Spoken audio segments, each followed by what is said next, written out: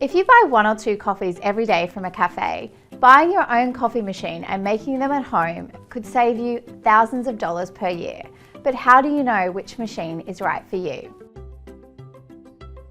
Welcome to Choosing Better. I'm here with choice expert Adrian Leaney, and we're here to talk about the differences between manual coffee machines and pod or capsule coffee machines to help you decide which one is right for you. So Adrian, can you talk us through some of the main differences between the manual machines and the pod machines? Sure. So the manual machines are more complicated to use. They're a bit more finicky. It takes more practice to get it right, but you get full control. The pod machines are much more convenient. They're easy to use, but you're stuck to the pods that you can find at the store. And which one is going to give me the best tasting cup of coffee? So for our testing, we get an expert panel of judges to come in. We do a blind taste test of every machine we have. And we found on average, the manual machines score around a 70% for taste, and the pod machines score around a 60. And why is that? Really, the main features of a good coffee is the beans, the freshness of when they've been grounded, the ground fineness, and the temperature stability of the machine itself. So with a manual machine, you can control all of that down to exactly how you want. A pod machine, you're stuck to what's in the pod. You may not know exactly when it was roasted. You don't know how long it's been on the shelf, and etc. But the manual machines, they're more expensive to buy up front usually than the pod machines, aren't they? Yeah, the upfront costs are certainly different. So a manual machine can cost anywhere in a range of a couple hundred to a couple thousand.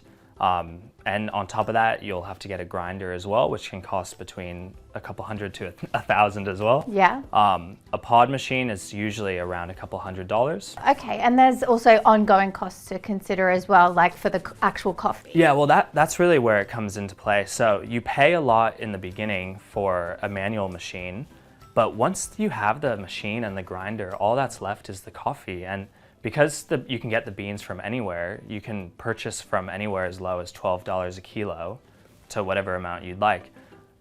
On the other hand, for pod machines, pods can cost upwards of $100 a kilo, and you're stuck to what brands you can purchase. You don't have that ability to go around.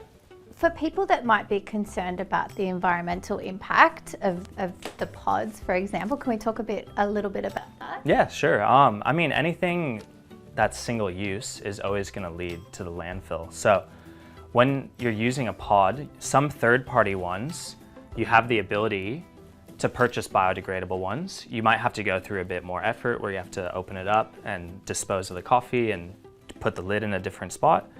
However, it's still compostable. But at the end of the day, a first-party company always wants you to use their pods. And if that's the only choice you have, there's a good chance that it's going to be a single-use plastic. If you compare that to a manual machine, the only waste that comes from these is the coffee grounds themselves. You can put it straight into the compost. And the experts at Choice give each machine a score based on how well they froth milk. How do you find the two compare? Again, it's the same kind of thing. A manual machine, a steam wand, it's very much user focused. Once you know what you're doing, it's very easy. You can get a beautifully consistent foam for your cappuccino or latte. A pod machine, it's very easy. You just pop the milk in and press go. We found that in our tests, the consistency is not as good as a manual machine, but again, it's user ease pretty much. Okay, if I've decided I want to buy one of these, do I need to spend $3,000? Well, it depends. If you want a great tasting espresso shot, you don't need to spend $3,000. Like you said, we've had tests where an $80 manual machine makes a great tasting espresso. That being said, when you're purchasing these larger machines, you're paying for the internals of it.